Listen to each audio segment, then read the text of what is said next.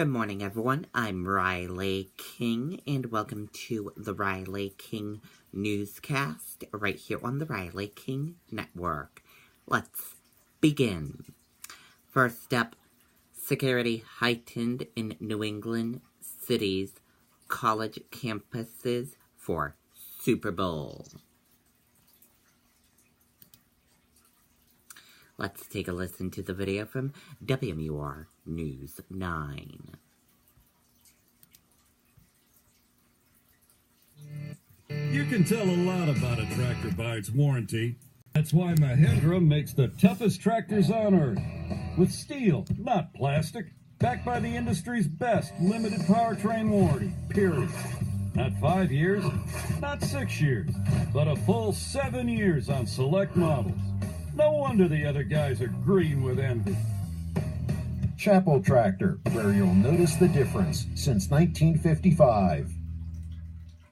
Watching, there'll be consequences to any criminal actions, up to and including school sanctions. A warning from campus police to students at UNH ahead of Sunday's big game. We think we've got a plan down that will allow the kids to come downtown to celebrate, have a good time, and then go home when we ask them to disperse. I think everyone's doing the same thing, which means they're just going to be celebrating, watching it, probably drinking, and then when they probably win, they're going to be all up and down Main Street, just hopefully not bouncing on the cars and shattering things like last time. 15 people were arrested for that last year.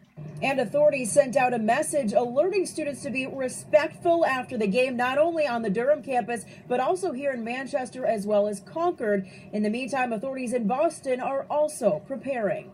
Our number one goal here is for the Pats to win and nobody get hurt. There's going to be plenty of officers in uniform, officers undercover. We will deploy a lot more cameras in these areas so we have good eyes on the crowd. Charisse LeClaire, WMUR News 9. Okay, and there you go on that video and that report.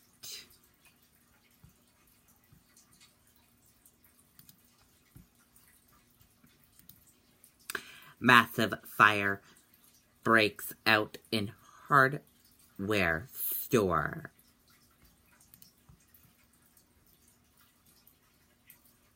Let's take a listen to the video from WCVB Boston.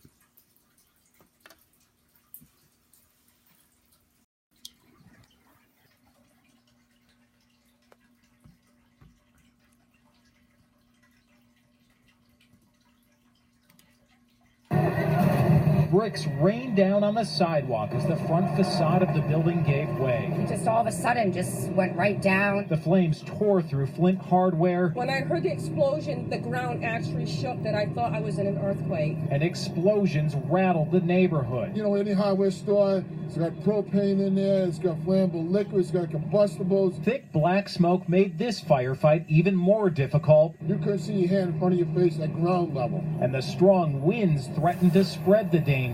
Touch and go there whether we were going to save these buildings, and that was our goal there, so we accomplished that. Nearby apartments were evacuated as the flames melted the siding next door. That was my life for the past 26 years. But the biggest loss was felt by the owner who built this business from the ground up. You know, we worked for 26 years at this place, then all of a sudden goes in flames. It's not an easy thing. Owner Manny Botello says a customer alerted him to the smoke, and he was able to carry out 2 exotic birds and his dog, who often keep him company during the day. I told the fireman, I gotta take my birds. I'll just say, go ahead. Aside from a firefighter who suffered a minor injury, everyone's okay. But a Fall River institution is now, sadly, only a memory. It's just one of those basic old hardware stores that you don't find anymore.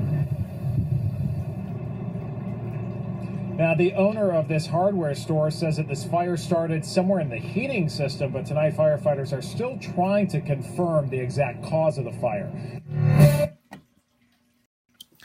Okay, and there you go on that video and that report.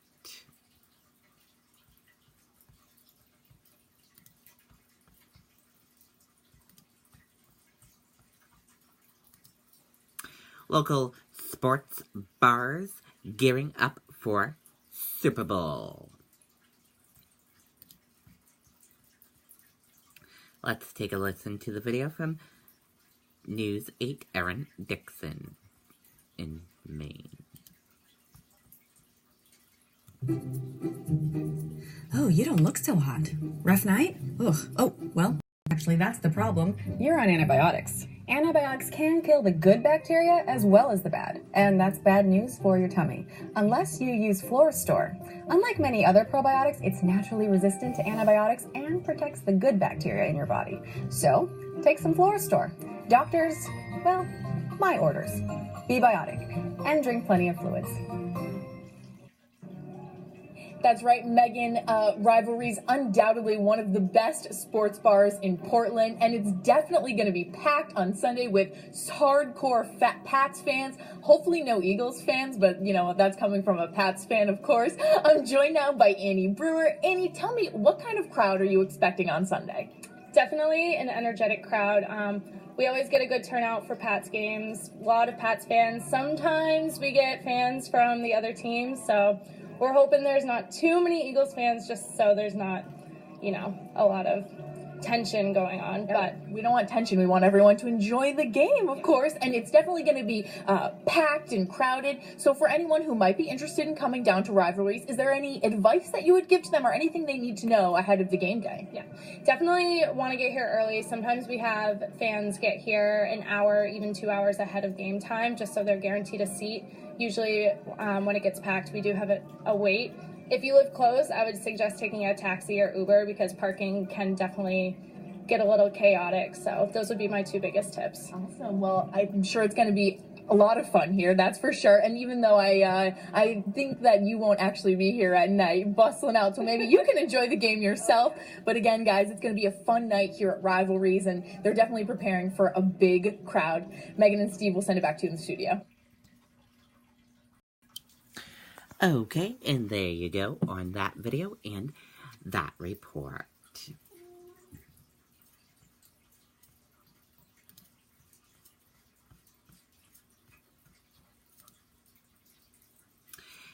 Capitol Hill reacts to release of GOP memo.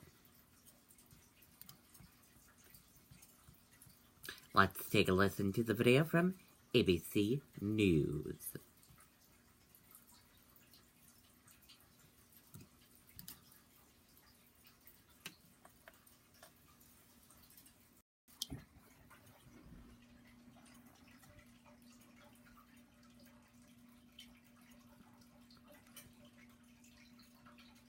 We begin with the firestorm over that classified memo written by congressional Republicans.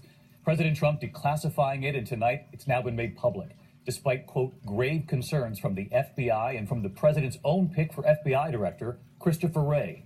The president tonight calling the alleged behavior described in the memo, quote, a disgrace. Democrats tonight say it is misleading and an attempt to undermine special counsel Robert Mueller, who, of course, still wants to interview the president. So what's in the memo? Here's ABC's chief White House correspondent Jonathan Karl tonight.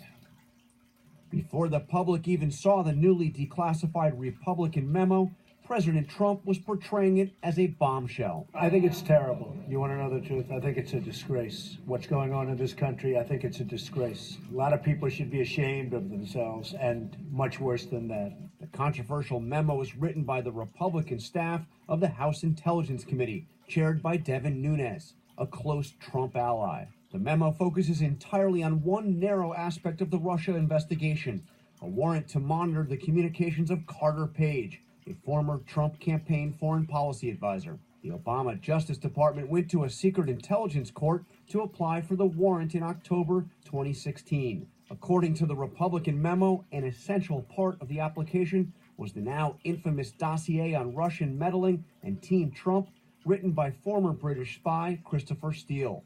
The memo claims the judge who approved the warrant was never told the dossier was paid for by the Democratic National Committee and the Clinton campaign, and that the judge never knew that Steele allegedly told a senior justice official that he was desperate that Donald Trump not get elected and was passionate about him not being president. The memo says that former Deputy FBI Director Andrew McCabe told the House Intelligence Committee that no surveillance warrant would have been sought without the Steele dossier information. but Democrats on the committee say that's misleading. As they have cherry-picked information from the FISA application, they've also cherry-picked information from Mr. McCabe. Democrat Adam Schiff says McCabe portrayed the dossier as one of many key pieces of information used to get the warrant to monitor Carter Page. As ABC News has previously reported, Page was on the FBI's radar since 2013 because of his suspicious contacts with Russian operatives. In 2016, when the Trump campaign was pressed to list their foreign policy advisors, Page's name was on their short list.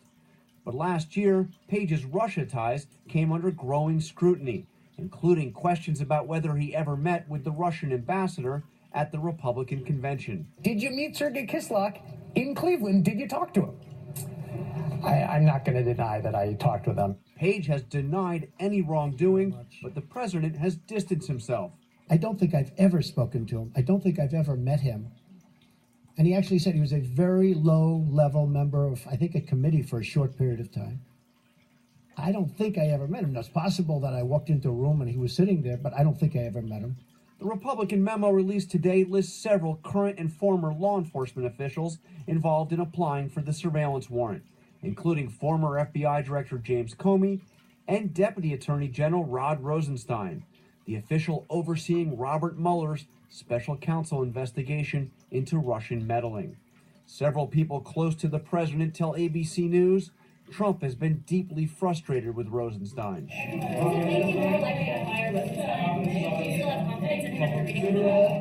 You figure that one out. All right, so let's go live to John Carl at the White House tonight. And John, we just heard President Trump, but tonight the White House insists there are no discussions or considerations of firing Rod Rosenstein. David, that is the official word here at the White House tonight, but the tension is real. Rosenstein joined with Christopher Wray, the FBI director, in pleading with the White House not to release this Republican memo. And early this morning, the president lashed out at the leadership of the Justice Department and the FBI, tweeting that, quote, they have politicized the sacred investigative process in favor of Democrats. Keep in mind, those are people who are lifelong Republicans appointed by President Trump. John Carl leading us off tonight. Okay, and there you go on that video and that report. And that did it for the Riley King Newscast right here on the Riley King Network. I hope you all have a great rest of your Saturday, and I'll see you back here later on today for another newscast. Goodbye, everyone.